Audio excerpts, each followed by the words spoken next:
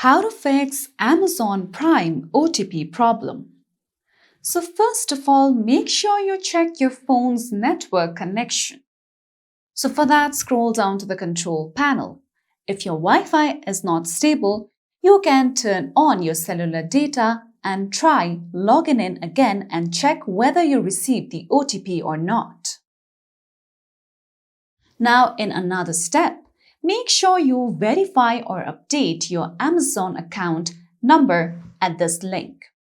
If your phone number is not working, verify your old phone number so that you can add a new phone number to your account.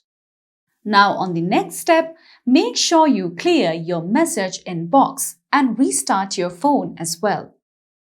Also, ensure that Amazon's number isn't blocked.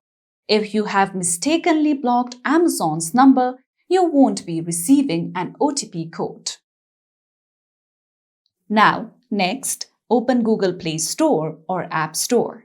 I'm going to launch Google Play Store. Then all you would have to do is search for Prime Video. Now, once you come over here, if you see the option of Update instead of Open, tap on it and make sure that you update the app to its latest version so that all the bug errors and app issues will be fixed. You can also uninstall and then reinstall Amazon Prime Video application again.